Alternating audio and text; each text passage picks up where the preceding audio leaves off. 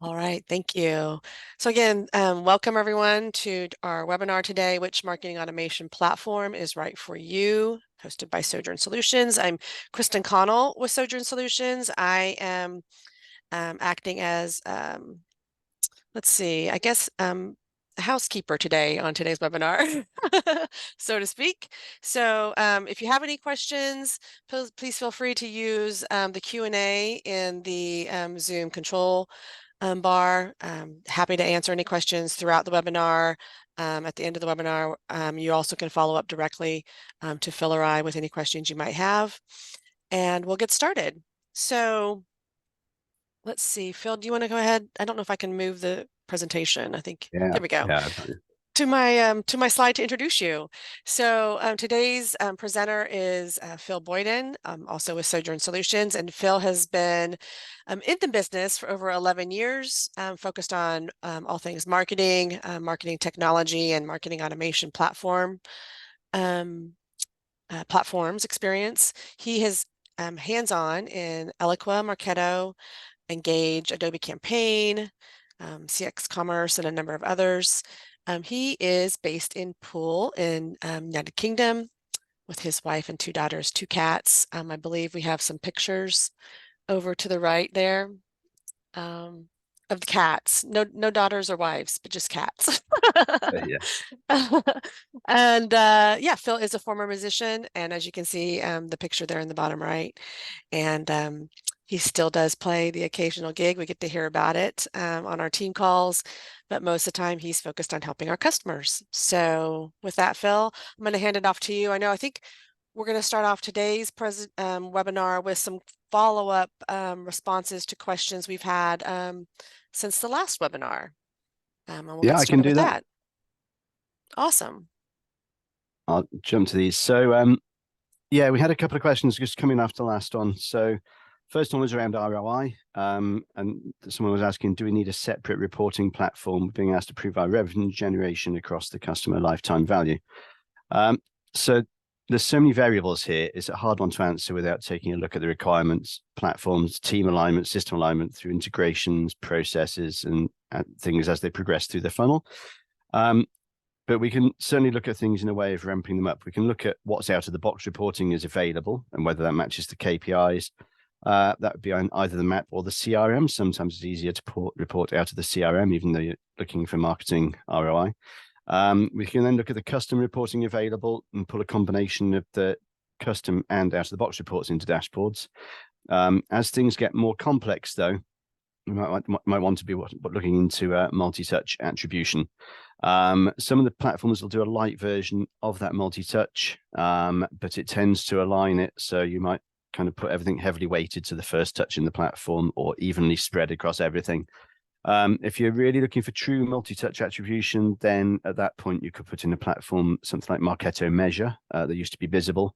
But I suppose a word of warning, we've been into customers before now, they've been trying to prove ROI and they've had other blockages as opposed to the platform they're using for the reporting. So one customer went into the sales team weren't adding a contact role into the opportunities. So there was no way of us closing the loop around from the lead through the contact in the opportunity and back out and into the platform. So before investing in another tool, it's often wise to actually look at all the process you've got in place and see what you can generally do with what you already have, and then ramp up from there.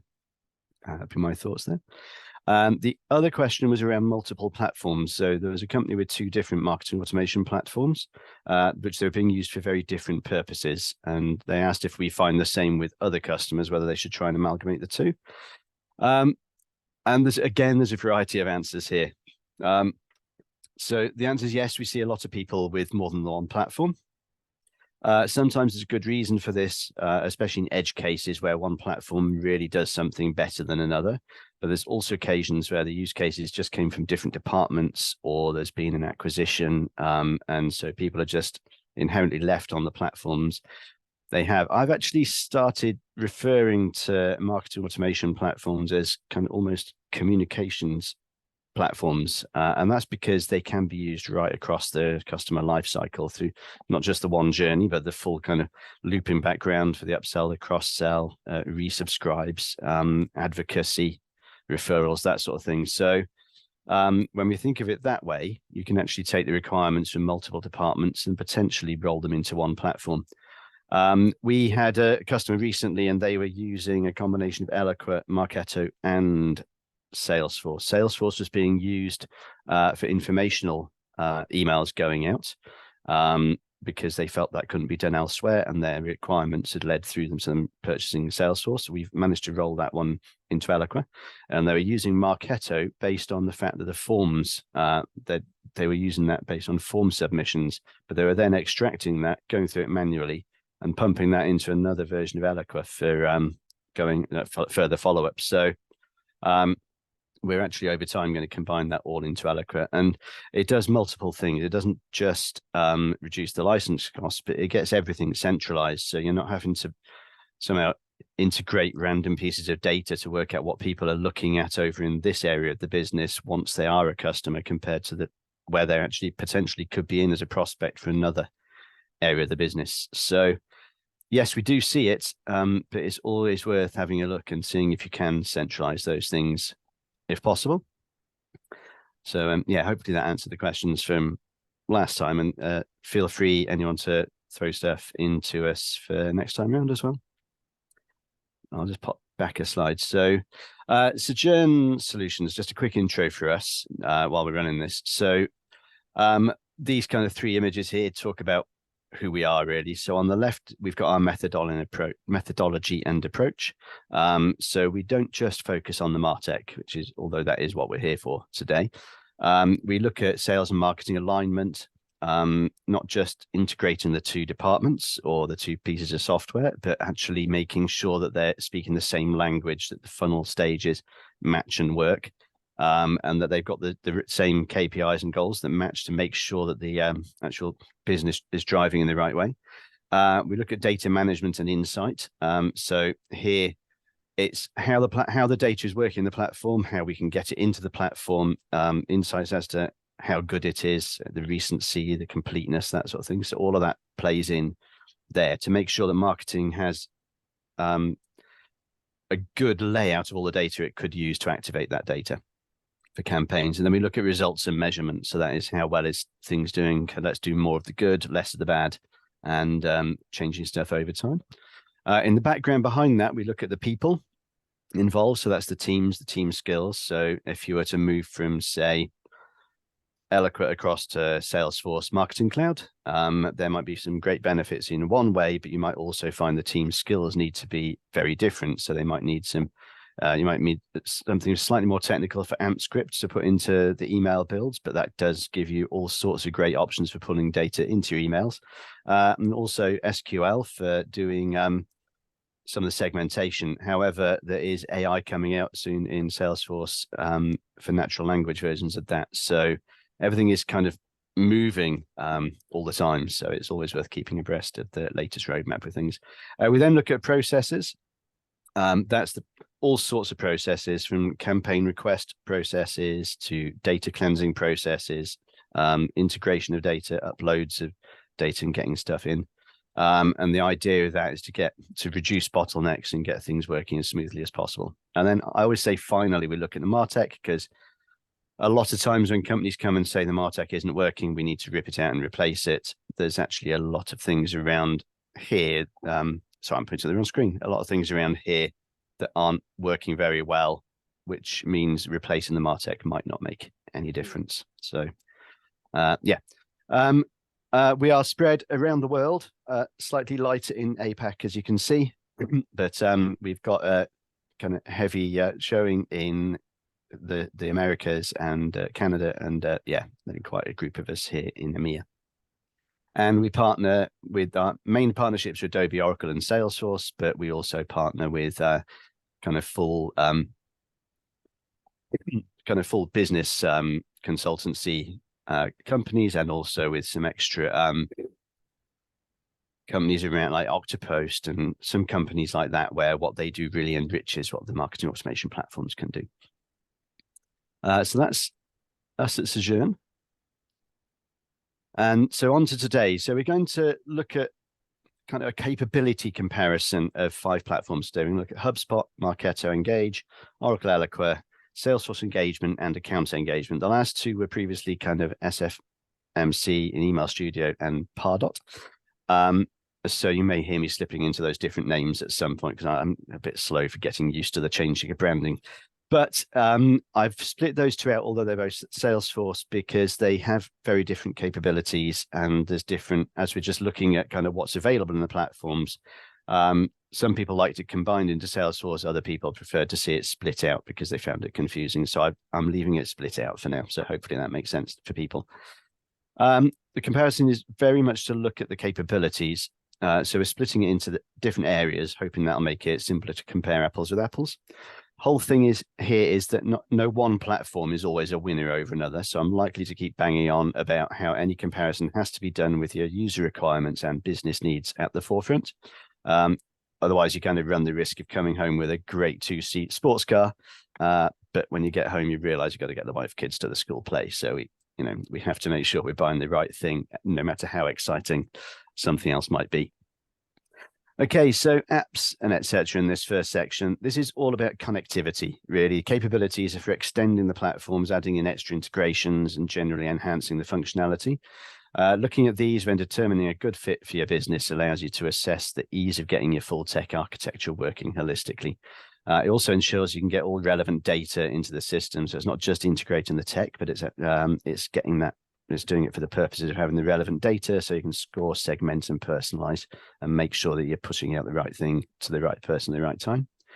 Data management and retention. So we look at the standard contact fields, the tracking, activities in the platforms. They all track activities, but data retention policies change between the platforms. So this section will help determine best fit for your taxonomy and the data structure and also the marketing sales cycle. They will then look at custom objects. So running straight on from the previous section, really this shows the flexibility of the data model, whether you can edit direct in the map, numbers of instantiations, etc.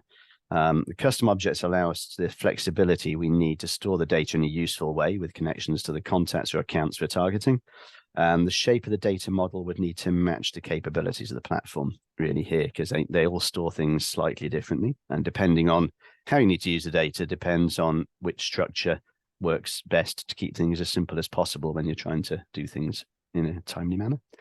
The first 3 sections really need to be looked at with a single vision when you're making a selection of your data platform, but it's so intense in a way to look at them as one that I've split it out into areas so you can assess them separately. So then campaign management, running the campaigns in the platform, looking at the simplicity, flexibility, etc. What type of campaigns are you looking to run? What are the options beyond the basic email campaigns, which are the bread and butter of these platforms? We'll take a look at scoring. Available ways of scoring contacts, accounts, prospects, etc. within the platforms. We'll take a look at the available number of models and other statistics here, but I'm also going to cover a little bit on different approaches to scoring because basically scoring models tend to be updated on a 24-hour basis, and you've got faster requirements that based on the business, then there's other options in there we can look at. Then we'll have a look at reporting and AI options and a few other things to watch out for. These 2 really, reporting in AI, and it's ROI reporting really, and AI came up really high on a CMO survey recently as to things they're looking out for. So I just thought it'd be worth getting them in there for a bit of a mention. So let's make a start. Okay, so on this first slide, there's just a kind of overview of the platforms and the history of them, really. One thing I would say here is that all of the platforms have been around for a good amount of time, and with the exception of HubSpot, were also acquired a good while ago as well. That kind of makes me a bit, I remember going into Marketo meetings when it's still Marketo. I know that's only a few years ago, but that number is, yeah, a lot more years ago than I was expecting. So this means we can see a history of what they've done, but also they're constantly releasing stuff. So they're established enough now to really know where they're taking the platforms and have a good roadmap. So always speak to the vendor or a partner who really knows that vendor to understand where the platforms are headed. So also there's misleading information out there. So, when something comes into the news about one vendor, another vendor will leap onto it, draw some conclusions and push that out as though it's fact. So just make sure you're asking the questions directly to the vendors themselves so you can get a good answer. If you don't get a good answer, then you know that that's the one to avoid. But yeah, 9 times out of 10, they've got much better answers than it would seem in the press. For today, because the trims and plans, etc., are all named quite differently and have different thresholds and that, what we're going to do is compare them as small, medium, and large versions of the platforms. So hopefully that'll help things be a little bit clearer. HubSpot is slightly different. There's kind of 4 different versions as you're looking through there, but it's as you go through from kind of single users through to small businesses, etc. But I'm still going to stick with a rough approach of 3, and hopefully that'll work for everyone. Okay, so again, before we get straight into the maps, they're all part of a wider marketing cloud, and that brings all sorts of different capabilities in for these platforms. So I just wanted to cover off those. We can look at best in class, but there's also people that like to look at best in suite. So there's obviously advantages here. So just to run through some of the thoughts in my head, HubSpot is really simple to configure, get up and running, and you can have virtually all modules of what you'd want to do across the business fired up straight from the off-go in there. If you were to come to Oracle, then Eloqua is, I think it's a fantastic platform. It's often integrated, ironically, with Salesforce Sales Cloud. So it is, yeah, depending on your needs, you can either pick from a single vertical or mix and match to get the best you need. And I'd always suggest looking at everything and deciding how you want to go for things. So if you're already looking wider than marketing automation, it could be worth weighing up the wider cloud with each vendor, as well as looking at the standalones, as I said. Another thing to look at is the number of extra modules here. So a lot of the companies will be able to do a lot of the same things. Sometimes it's all within a single platform. Sometimes it's buying multiple platforms from the same people that tie together but look the same. And sometimes you're actually genuine turning on a modular approach across those. So make sure when you're looking at the wider cloud and wider capabilities to work out, are you actually buying a single platform with multiple options, or are you still looking at integrating even though they come from the same vendor? So again, a partner would be able to help you understand that, even though some of the answers may be slightly cagey from the vendors themselves. Okay. So integrations via apps and APIs. So this allows us to extend the out-of-the-box capabilities of the platforms. We can see Eloqua has the largest number of apps, but make sure you're relating those to requirements you're looking for, or at least asking about the apps that match those. The nice thing with apps is they're tried and tested and maintained by the company who owns the apps. Sometimes the apps can be free if it's the actual vendor themselves that are putting in their own apps to enhance the functionality. Other times they can be paid through a third party. Next up, we have the API limits. If you're looking at pulling a lot of data into a centralized data warehouse or into a reporting platform such as Power BI, this is a section to take particular note. As the platforms grow with the business, it's worth thinking on scalability as well. Make sure the space to grow with the thresholds you're looking at. Another thing is if API calls might be included. So for example, although we've got a lot of API calls available for Eloqua, the Marketo connector for Salesforce CRM doesn't actually count towards that API usage because it's an inbuilt thing. So just check whether certain options actually would affect these limits. One thing I would say, if we look down here, lines 3 and 4, look at the call size limits. So if you imagine the amount of data, you're going to be able to pull or push 3 times the amount of data in Eloqua and HubSpot that you can in Marketo and Salesforce Marketing Cloud. And then again, you've got those multiple calls across Eloqua and HubSpot. So if you have got a lot of data to move, these 2 platforms are going to manage that much earlier than this. And although SFMC allows for multiple calls, you're only dragging a certain amount at a time. So the complexity of that integration for large amounts of data, for bulk data, becomes more complicated as you're having to put kind of markers in to pull out the next section. The last line here is to do with the SFTP or flat files. So not all the platforms do this, but where you can do this, it means if you've got homegrown bit of tech where you can write to a flat file, then Eloqua and SFMC would be able to read that and write to those files as well. So it gives you a really nice, neat way of doing a custom integration where that's an advantage. Okay, the native integrations are those that come out of the box. Some are set up by creating a user with the correct access and switching the integration on. Others are set up and customized directly in the system. There's higher costs to setting up the more customizable integrations, but there's also potential advantages. So as usually it comes down to the requirements you have based on the use cases you need to satisfy. Some platforms allow us to create bespoke custom objects and populate those through an integration. Some give us a view of the Salesforce objects if we're connecting Salesforce, for example, and some based on the trim don't give you custom objects at all. So again, sketch out exactly what you need to sit in the platform and how well that gets pulled across in the integration and the flexibility of all that. So we're here to help. If you're not sure and you need to build a suitable taxonomy, we can have a look into it and see how your data can best work for you. Row 3, as mentioned last time, Adobe is now partnered with Vertify and so can handle multiple CRM integrations. Eloqua handles this in all versions and SMC in the larger trim. These are the out-of-the-box integrations we're talking about here, like I said. So if you're using a different CRM and sticking with it, ask how the platforms would handle that and how maintenance of those integrations might look. Email alert to map admins. So error notifications, basically, these can be a real lifesaver. I flew up to Glasgow once to help a company troubleshoot an integration that had fallen over completely. They couldn't fix it. The integration had been in place and working for ages, and they didn't actually have a reason to check it, but they got an error notification. No one really knows what had happened. The only way to fix it was to build exactly what they had again, switch them over and start it up, and it worked perfectly well. So we can't be sure what happened, but the error actually let us know something needed to be fixed. It was companies selling insurance policies. So if that had gone, it was, and the part of that integration was for prompting people for renewals. So that could have been a big profitability drop for the company if they hadn't had those notifications through. Last row here, sorry, just a second.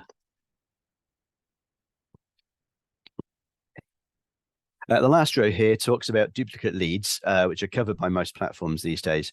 You need to have a think about your lead and your sales cycle, whether you need to update leads or create new or some sort of hybrid approach. Is there different, if you've got different salespeople for different products, then it might mean that they need to work on separate leads and just have a knowledge across between them. But whatever your needs, make sure to request an explanation or even better, a demo of how the platforms handle this when you're talking to the vendors. Ask about the handling of lead conversion, deletion, and things like that as well. Anything that would affect your sales cycle. We had a customer once who had a need to return contacts and opportunities to a status of active lead if they didn't convert in a given length of time. The platform they were on caused all sorts of issues there. It had to kind of almost have to rip stuff out and do a massive workaround. So whatever your processes are, make sure you have them looked at and agreed by the vendor. The other thing as well would be if you've got multiple leads going on and you need to pull that back into the marketing automation platform for further nurture. So you've got a stalled lead, they've been in lead stage for longer than you'd like. So you want to just a bit of automated help there. Make sure you can see how that platform would cope with multiple leads being pulled back in. Make sure it doesn't just overwrite to a single lead. As with all the above, like we said, it's the use cases mapped to the technical requirements that are tantamount here to make sure it works. Also, always ask for the latest information, what's happening next. So Marketo recently introduced an integration with Viva, which is a pharmaceutical-specific CRM, and Eloqua are nearly always updating their apps, which reach in and out of Sales Cloud and Salesforce CRM. So always worth asking them what's the next thing on the horizon. Okay, on to data retention and management. So we'll move on to the wider data model over the next couple of slides. And as we said before, if you've got specific issues on taxonomies, give us a shout and we can help out. The first row covers database fields. So it's, as you look at the numbers here, you might think 250 sounds a lot, can fill up really quickly. Unlimited, if you start getting carried away with unlimited, that comes with its own issues of trying to work out how on earth you segment people.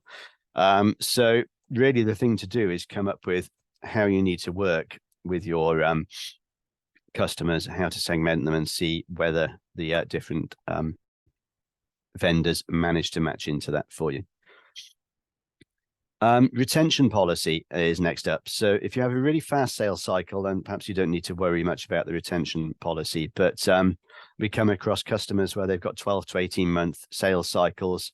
So if you're only retaining information on those prospects for 6 months, by the time you come to the sales cycle, you might not have the right information you need to really track everything they've been up to. Obviously, there's always things you can do. You can pull that information into a data warehouse. You can pull it into custom objects, but all those sorts of things increase the complexity and the amount of maintenance you have to do for these platforms. So make sure that the platform can be used in such a way so it matches not just the marketing, but the sales as well. Otherwise, from that first top right part of our methodology, you're not going to get sales and marketing alignment running smoothly. The next one, database partitions. These allow different users to only have visibility of the contacts they should be seeing.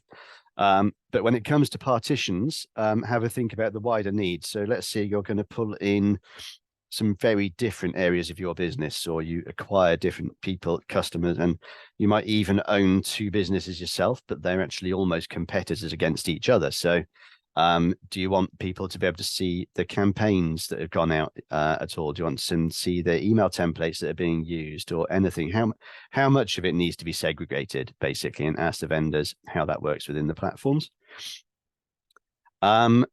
Yeah, also ask about the flexibility. So they might be able to show you at first all segments like this, but what about the customization of the security groups so that it's better than a one size fits all, but you can actually be really fine grained as to what people see. Another thing to really think about here, if you're looking at partitions, it's possible you're looking at different branding. So you could well be wanting to send emails from multiple different email domains. Definitely talk to the vendors about this because there can be quite a bit of confusion when people think they can have all sorts of different sender names, but it turns out you can only have 3 domains you're sending from, or something similar to that, or you should be using a different IP address based on different domains. So make sure you have a think about what you need now and into the future, and then talk to the vendor about what you need. And it might be mean you need multiple instances of some of the platforms to achieve what you want to. So there's a massive license implication if that bit isn't kind of sealed down to start with. Data management tools. So all the platforms have things in place for this, but I do want to call out Eloqua for one of the pieces here. So there's a contact washing machine available in the medium large versions of Eloqua. Sorry, for any of the versions of Eloqua, and it actually allows you to drop people into a canvas, and you can clean up field data, you can overwrite things, you can even use regular expressions to update fields. So there's all sorts of flexibility you can do there, but there's also on top of that, in the large and that the medium large versions, you have got the field update rules, lookup tables, validation rules. So there's all sorts of flexibility to look after your data in Eloqua. And before now, we've set companies up where there's a mess in Salesforce or any CRM. The data comes in, they give it a clean in Eloqua and actually push it back again. So it's it can be really useful when you don't have full control over the data in the company, but you're allowed to update it and push it back again. Sorry, just finding where I am in my notes. Yeah, field change history tracking. This allows you to track a field and drop people into a flow based on that change. An example might be a customer who's not renewed and is not responding to a salesperson anymore. That salesperson marks them down as previous customer, but that change might allow them to be picked up automatically, targeted with a win-back campaign, some sort of offer going their way. Likewise, other changes on the same field could trigger welcome campaigns, benefits for customers, people that are becoming advocates. So being able to track these changes is really useful within automation. There's other ways of doing it by checking people in, filter against a value and make sure they've not done something within the last 30 days. But the simplicity of tracking fields is really useful. And you can see this difference between the platform here. So Marketo, unlimited fields, but you only tracks whether it's changed over a 90-day period. Eloqua, you only get 10 trackable fields, but that tracking will be over unlimited time. So if that field changes 95 days after the last change, Eloqua would still track it. But if you need 30 fields to track this way, obviously Marketo is better suited for that without adding workarounds. Okay, on to custom objects. These allow us to extend our data model, given the opportunity to hold more complex data than is available on the contact record on a many-to-one basis, for example, subscriptions or purchase history. This slide is fairly self-explanatory, but I just want to call out a couple of things here. So rows 2 and 3, maximum COs in the marketing automation. Let's say you have a custom object called purchase history, then that would be a custom object. But then the maximum custom object records, that custom object of purchase history could even have 250 instances or records of that custom object for a single person. So even though these numbers look quite small sometimes, if you only need a few custom objects, then say smaller for 3 in Eloqua Advanced, it gets 4, but more in for premium if you're in so I want to say Pardot account engagement, then you can see that it's still actually quite useful numbers depending on the taxonomy and data model that you need to run with. So yeah, just bear that in mind, I suppose. So if we look at row 2, yeah, then we can see there's some good flexibility in most of those. A huge number of records that you can get in Eloqua, massive numbers in SMC, account engagement. But you can see HubSpot, you have to be on the large or the enterprise edition really before you get these coming in. Marketo, you get 1 million across each. Again, with a lot of these statistics and numbers and restrictions, if you actually talk to the vendor and say we're going to need more, it's very likely for a small premium, they will allow that to happen in the system. Okay, so I've managed to scroll through my notes again. Bear with me a second. I'm just going to have a drink as well. Oh. Okay, so when you're looking at all these things, I would say, bear in mind, you don't need to stick all of your data into your marketing automation platform, but we need the flexibility to hold enough of the right data so we can power the segmentation, scoring, and personalization. So as usual, it's based on your use cases. And with the personalization, just make sure the flexibility across there works for wherever you're storing the data, whether it's in a kind of a contact or a person record, whether it's in a custom objects, whether it's in accounts. Make sure that you can create flexible kind of tokens as it is in Marketo or field merges in Eloqua, allowing you to pull that data into emails and landing pages and forms, etc. Just make sure that it can actually match what you need to do. Okay, I was doing a discovery for a company once as their integration wasn't working for them and they wanted help in rebuilding it to address their needs. When I started drilling into things, this is obviously just a quick story to throw in. It turned out when I was talking to the marketing team and the sales team and I was showing them everything they had pulling across in the integration, it became apparent really quickly that they didn't actually understand not just what the data was in half the fields or what it meant, but they didn't even understand the field names that they were seeing. IT was putting a huge amount of effort into maintaining this integration for them. And because it was so confusing, they weren't using it at all. So what they were doing instead was looking at things elsewhere and doing list uploads, just dropping them in and firing stuff off one email blast at a time. So I suppose what I'm saying is just make sure that that marketing sales alignment is correct and you've got the most streamlined but still useful version of things going into your data. Okay, the last thing around data as well is a lot of the platforms charge per the number of contacts in there. So if you are looking at swapping from one to the other or implementing fresh, then it's a really good time to look at data completeness, recency, what has bounced, who's unsubscribed. Just make sure that everything as clean as possible, because that'll lower your license costs. Okay. Campaign management. As we can see from this slide, the platforms don't have a lot between them in some ways when it comes to the basics. We should expect this really because getting email campaigns out the door was their main reason for coming into existence. What I would say here is that a lot of the selection process here is down to personal preference. People here at Sojourn are definitely wedded to their own platforms. I would say to, again, look at your use cases and requirements, check they're covered by the platforms, then ask for a customized demo, which speaks to your needs, and see which of the platforms you and your team resonate with the most. Also ask questions if you think functionality is missing. Marketo, for example, has a clone feature. So you can go to a campaign, click clone, and you'll get the shape of the campaign, all the assets, everything perfectly replicated, ready to go again. But you could, even though Eloqua wouldn't have a clone, what you can do is copy the entire campaign, and then you can copy assets and swap them out. So depending on what the requirements are, if you would still have to be tweaking those assets in Marketo, then maybe the Eloqua offering still works. But just make sure you're looking at the gaps and asking how the other vendors would get around stuff if there's something you really like the look of.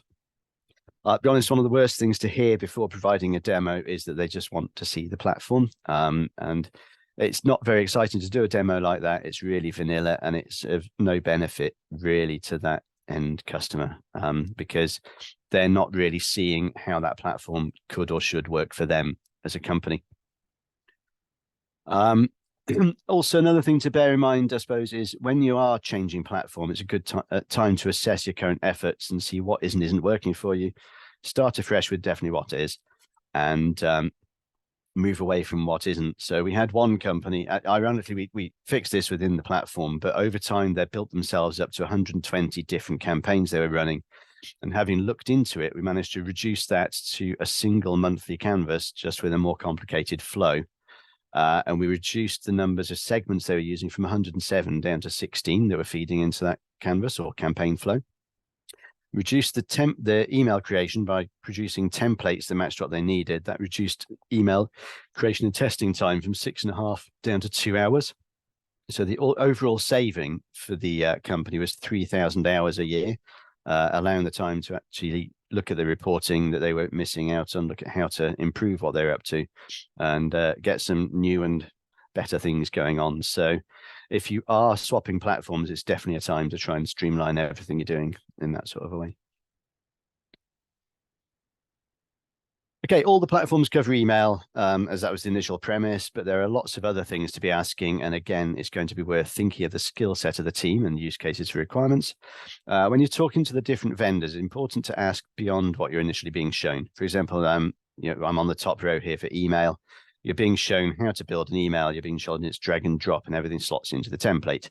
So let's imagine the scenario where your template doesn't actually cover what you need and you want to throw in an extra image or an extra area of text. Ask the vendor or whoever's doing the demo to show how you would do that. In some cases, you just drag in another section. In others, on other occasions, you might have to go to the template itself, create a copy of the template, and add an extra HTML section in there. So just ask to see how it's done and make sure that your team is comfortable with that. Ask to see how forms are created and how you can process data off the back of those forms, and also how they can be hosted within the platform or externally. If you've got a lot of marketing forms to put onto your website and you're using WordPress, ask specifically how WordPress can be used in conjunction with the marketing automation platform you're looking at. Use cases can also power the extra channels in the platforms. You can see a lot of the extra channels are with paid apps here. So you need to be adding customized extensions to the platforms, even if they're productized in some way. Ask whether there are single providers who can add all the channels to make it easier to work with less vendors where you can. Also think about the audience. I was talking to a company recently, they were having to communicate via SMS. During the daytime, everyone that they were needing to communicate tends to be out on site without actual access to data in some areas, remote areas in mining and stuff. So based on that, they could only send SMS because that was the only way of getting information out to them. So for them, SMS was actually the main channel half the time and not an optional extra. Final thought here on channels is the platforms, although they have social integrations, they don't necessarily replace other social tools you might be using.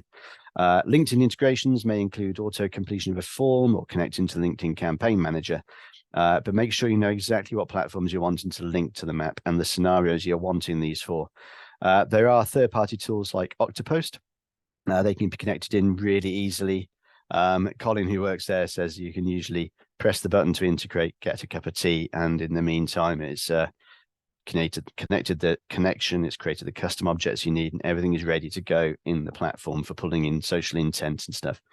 The social information can also help with lead scoring, personalization again, segmentation, and properly showing that intent that we need to push leads through to sales. Okay, lead scoring is one where, again, I feel it's worth laying out the use cases and asking the different vendors.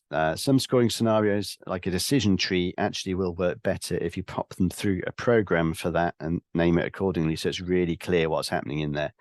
And it's that's really quite different to a lot of the regular lead scoring templates and modules that you get. I had a prospect I was doing a demo for recently, and they actually needed, as data came in, if it hadn't converted by kind of a 2 hours time, they needed to actually track all the data points in there. They at the time they're using an external team who were checking all the data points manually and then giving back a list to a dialer team. So what we managed to do is demonstrate that by using a decision tree and a program, the information comes in on the form. You wait 2 hours. Have they converted? No. So in that case, you go through, check the decision points. Is the data in there correct for actually pushing them on to sales or the telesales team? If so, yes, and on they went. So managed to automate that feature. They thought they were looking for a good lead scoring system, but in fact, that wasn't really what they needed, but it could still be answered within the platform. Another company I was working for, if a form came in, if they hadn't converted or at least phoned them within 15 minutes, it lowered their chance of closing a deal by 50%. So that had to be done. We didn't even have time really to vet anything there. Anything that hit the form went straight through to the sales team, and we managed to get that down to 30 seconds, which obviously gave them a nice window of time for the lead routing and for someone to get their head around what would come in. Using lead scoring in both of those scenarios wouldn't have worked, just because the platforms often take 24 hours to update those. So yeah, again, it's all about your use cases and the requirements, and asking the vendors to show how you can best use scoring within the platforms. Another thing to bear in mind is how the scores are manifested. Some platforms give a single score, kind of anything up to 100, and others go with a co-dynamic score where there's two parts. One is the profile of the company, whether you want to work with them, and the other one is the engagement that that person is providing. So we have A to D for the profile of the company, A being a company that you really want to do business with, and from 1 to 4 is the engagement ranking, and then you can use sliding rules and scale this up. So A1 is they're really interested in you, you're really interested in them, so you can prioritize your leads and only push them through to sales if they hit certain thresholds as well. Degrading of scores is also worth talking about as well. Some platforms can degrade scores by checking scenarios and giving a negative score. Others can have time-based interactions. So some of them you would actually wait a certain amount of time and just degrade the score. Others you can actually say, give them 100% of the available score if they've submitted a form within the last week, and give them 50% of the available score if they've submitted a form within the last month. So just have a look at how the scores manifest, how you deal with them, how you degrade them, and get the vendors to show you that. Multiple scoring models can be really useful for different brands and products, but make sure you check the number of models available and if that is fit for purpose. Sometimes you'll find that you see there's multiple models and it might be used too many, it slows the system, or it's just worth seeing how that works. Probably an account scoring is great if you've got an ABM marketing approach and pulling stuff in. It allows you to score an entire account as opposed to the individuals who roll up into that account. So you get a propensity score against the account, really, as opposed to, well, one person in this company seems to be really interested, but it turns out there's 10 that aren't. So it's, although it could be one person doing the research. So just see how your sales cycles and that work. Excuse me. So I suppose really, armed with your use cases, just get the vendors to run through exactly what they offer on the scoring, or get in touch and we can help out as well. Okay, so just a few other things to work through. During the sales cycle and demo, the vendors are going to sell you all of the positives for that platform and often show you all the bells and whistles. So it's important to understand if your requirements are covered, and if so, how many people can access those, how many people, like how many licenses you have for people using the platforms, how much of everything is a bolt-on, how much of it comes out of the box with the standard package. Do you need to upgrade to the enterprise or large version of something, or can you take standard and have one extra piece tagged on the side? Just make sure you're asking all the questions to get to your requirements, as opposed to being sold the best thing. The numbers we got at the top for marketing users here. But there's some platforms that have sales tools, and you would get a lot less licenses for your sales users. We had one company with 2 marketing users, and they said that they actually wanted to be passing data onto the sales team, and they wanted these sales tools in place. They had 10 licenses out of the box with that particular platform, but it turned out they had 200 sales users that needed this information. So they 190 extra licenses had to be bought. So just make sure you're looking at the right things or doing things the right way. Reporting is a good one here. So as we come across here, what I'm looking at here is full-on business intelligent tools as opposed to just opens and clicks reporting. So here we've got Insight that runs for Eloqua. It's their Business Intelligence Enterprise Edition from Oracle. It actually powers this, so it's quite good. This has been misleading. Obviously, Marketo has its own reporting, as does HubSpot. But again, I'm talking about the next level up. So Marketo Measure actually is a fantastic bit of kit, which does full-on multi-touch attribution reporting. It's an add-on to Marketo, but it also ties in with the other platforms. So yeah, well worth a look if you're looking into that sort of thing. Then you've got Data Armor, which, as it was, Marketing Cloud Intelligence, included a medium large on Salesforce Marketing Cloud, and then B2B Marketing Plus for account engagement. But again, have asked to look into these tools, think about the reporting you need, the requests you've got from all levels of the business, how much of it can be automated, how many prompts can you put in that automatically send a PDF version of the report or a dashboard straight to the CMO, CFO. Just anything that's saving you time and you can get onto your marketing, really. AI. So quite like to have a quick chat around AI, because a lot of people are saying they want to get involved in AI. It's the next great thing. So I'm going to move on. I'm going to push that onto the next slide, if that's all right. There are different paid AI things across all the platforms, but depending on what you need to do, what you're reporting on, just ask what those involve. And as we know, AI is evolving really quickly. Just find out what the roadmap is, what's coming out next. Last line here is on sandboxes. So not all the offerings have a sandbox at all, but if you've got a kind of specific rollout methodology that you use, if IT insists you go from test through to, well, go from development environment through to a test environment through to pre-production, where you're almost using it live, and then only promote to production once you're really happy with it. There's a lot of these platforms, you might end up just building the platform 4 times. So just be careful on your requirements, get IT involved if you have a real strong rollout policy, just to make sure that you're not having to build things multiple times if you can help it. Last thing really here to talk about modular functionality. If your use cases and therefore requirements mean you only need a couple of pieces from a more advanced version of the platform, like we said before, just make sure you're checking with the vendors whether you can take bits and pieces of all these things as you're going through. Okay, so AI, and I'm only going to touch on this really lightly because obviously AI deserves its own kind of sessions and that. So my thoughts are AI does all sorts of different things. Anything from content creation, say subject lines, email content. It helps with personalization, qualification, helps predictive analytics, forecasting. All these things are great to use.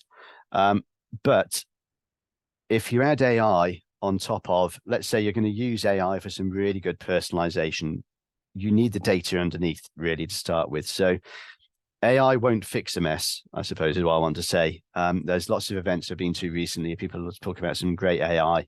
And when you start probing with questions, they all end up saying, yes, you need everything underneath sorted before you really move on to this. Otherwise, you're just going to shine a spotlight on the mess that's going on. So make sure you take a step back. Make sure you're looking at the AI that really benefits you. What are the most prominent gaps you've got for the company or the business at the moment? How can AI fill those if it can?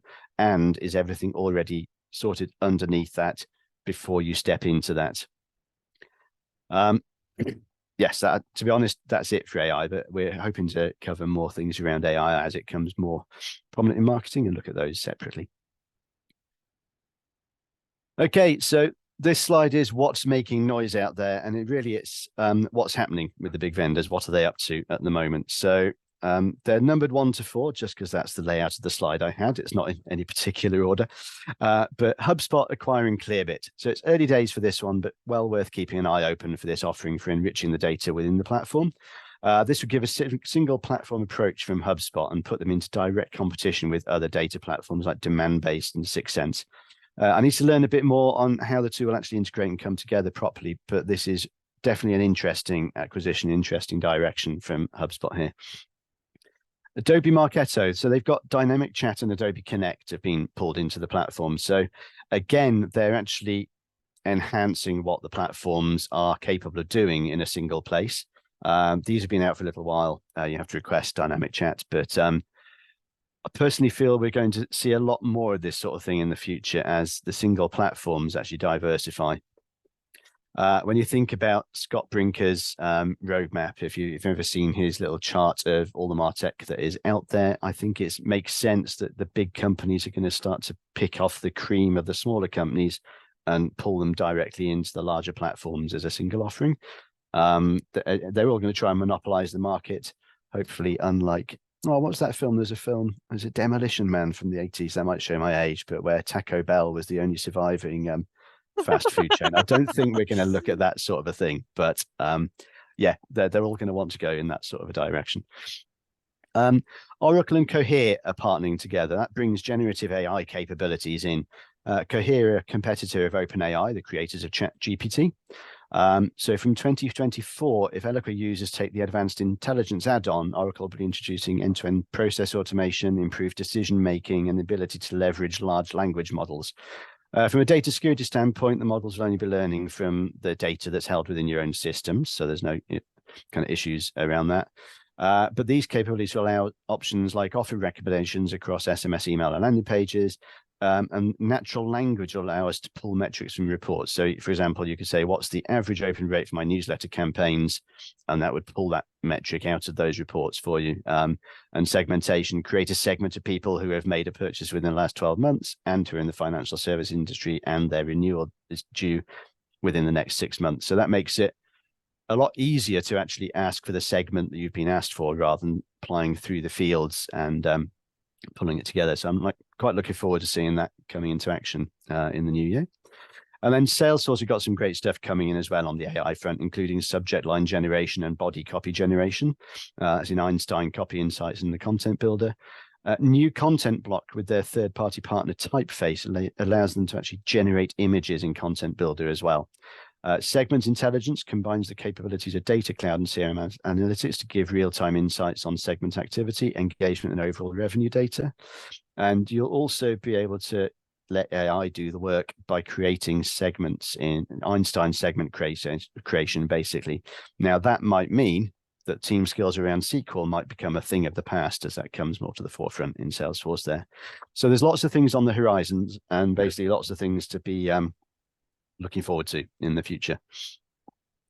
Just spotted the time. I'm talking slower than normal, or I feeling ill. I fell asleep in the middle. I don't know. Hopefully it wasn't that one. But, I'm pretty sure you didn't, Phil. I'm pretty okay, sure still going. You've been rolling. Yep. Okay, cool. So just a quick summary of things to think about. So map it out. We've mentioned this a lot, but we have to make sure we're starting from our use cases and strategic goals. Always think about other things, though. Existing tools we use, if we're keeping those, if we need them integrated. Processes, maybe we've got manual processes currently that could be automated when we're moving across. Ask all the questions you have to make sure you've got the right decision going on. Pricing is the main pricing based on volume of sends per contact in the system. How does it work? What are the overages if you get better traction and go over what you initially thought? Can you go over anyway and add the cost incrementally, or will they block sends? How many seats are included? How many users is that? There could be some really advanced capabilities. They're a must-have once you've seen them, that come bundled for free, but only 3 people using them obviously isn't much use. How much of what you've seen in the demo is included in the basic package? How many elements of it need to be bolted on? And, how many can we do that piece by piece, or do we have to buy the all singing dancing package? And then does it make sense to have all the functionality from day one? A good example here is the AI from Eloqua. So there's some of the send time optimization. Things like that don't often work until you've got some good information in the system about when people have been opening their emails. So, maybe you could take it at the front, take a discount, but ask them to delay that for 6 months so you don't start paying for it until later. Importance of integration. So what CRM are you using? Is it covered? To what extent is it covered? And is the integration fit for your needs? Because can it pull the right data through in the right shape? How user-friendly is the integration if it needs an update? Would you need an IT or specialist to update that? Or would you need a third party to go in and select their own middleware to mend stuff? Finally, if you're running all the integration, how robust are those APIs if you're doing everything yourself? Try to get understanding of the volume of data needed to flow from day one and as the company grows into the future. Measuring success. This is for a few things. Success of the initial project to set up the new platform once you've decided on it. What issues you're trying to solve and what do you need to be able to do from day one. Then look at the KPIs you're targeting either within your team or across the company. Having something in place you're reaching for will allow you to ask the right questions when selecting. The more you know about where you want to be, the better your questions will be and the better chance of success. Brings me on to RFPs. The more detailed the RFP, irritating as that can be as a partner or vendor to fill them out, the better platform you're going to get. Ask really specific questions. Try and avoid yes/no questions. Try and make the vendors or the partners actually fill in a paragraph about how that works within the platform. Ask exactly how it works in the platform. Sometimes I see RFPs coming in and it's really simple for the vendors to just run down the column clicking yes. And really you haven't got any much further, but you've ended up with, a whole thing and time added onto your discovery. Finally, narrow it down and ask for demos which really match everything you've been looking at. I am going to leave it at that now, and I'll pop on to the final tip, which is basically you need to know once you've got your requirements together and you've looked at everything, you still need to implement it and you need a good team to do that. Otherwise, it's still not going to reflect your business capabilities properly. So you can give us a shout for that because we are very good at that. Well, my teammates are. All right. Okay, that is it from me. And I know I've hit time, but Kristen, I'll hand it back to you quickly. Thank you, Phil. So we do have just a few questions. We'll address those since we're at time in our follow-up email. Thank you for submitting those. Actually, I think one of them was answered, it looks like, within your presentation. So thank you all for joining today. Really appreciate it. We will be sending out the follow-up with the recording. Again, if you have any questions, maybe something very more specific that Phil didn't cover in this webinar, then feel free to reach out and we'll get that addressed for you. And thank you again. Thank you and have a great afternoon. Yeah, thanks everyone. Bye-bye.